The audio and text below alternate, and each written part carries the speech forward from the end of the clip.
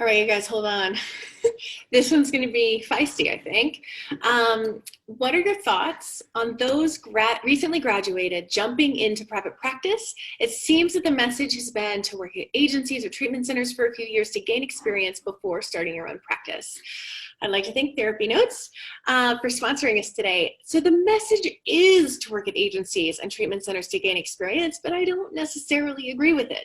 I have a few problems with it. So let's start here. First, I don't like that we're encouraged to cut our teeth on populations that may not have the resources for private practice, or the people who are in residential or higher levels of care who need really great care.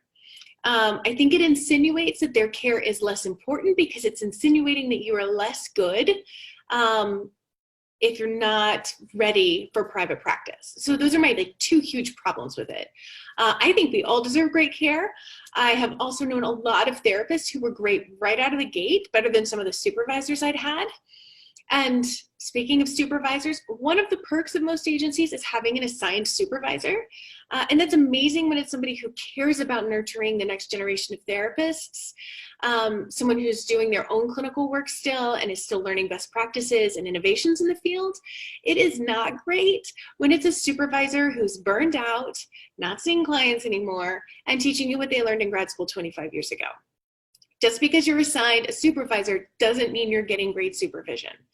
I think that probably most of us have at least a little experience with that, unfortunately. I ended up paying out of pocket for amazing supervision when I was in an agency because the supervision I was provided in one job was really horrendous. And I had some great ones in other workplaces, but if I'd stayed with her, the one that was so bad, I would have had to unlearn years of patterns that would have actually done damage to my clients. I've worked with a lot of consulting clients and supervisees who have had that experience. So for one thing, I just want you to know, if you've got a supervisor and you think they're not doing a great job, first of all, talk to them. I mean, don't say you're not doing a good job, but talk about your concerns and what you're looking for in supervision and see if they can meet it. And if they can't, that's why we have private supervisors.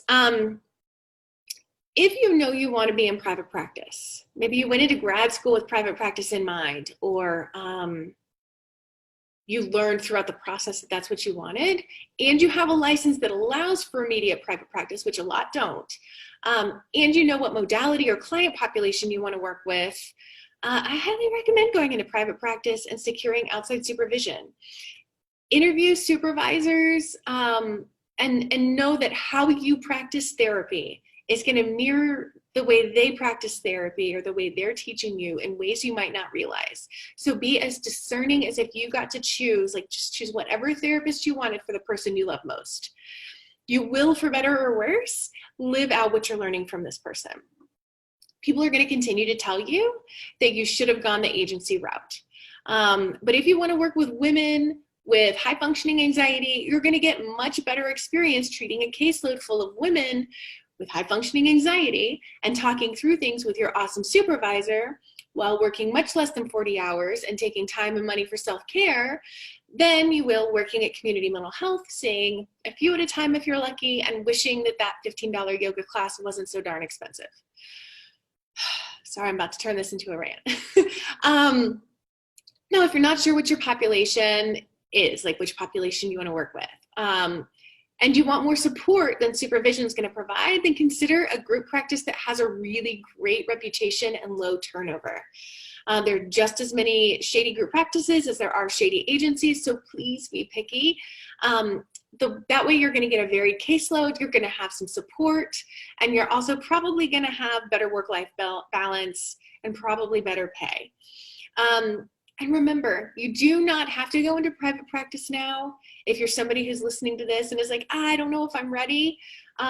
If you don't think you're ready, it's okay. You're a baby in your career. I've been a therapist since 2004, and I'm still a baby in my career. So we have plenty of time with this stuff. There is no rush. I just want to make sure that you are enjoying your life and your work and learning really good skills in the interim.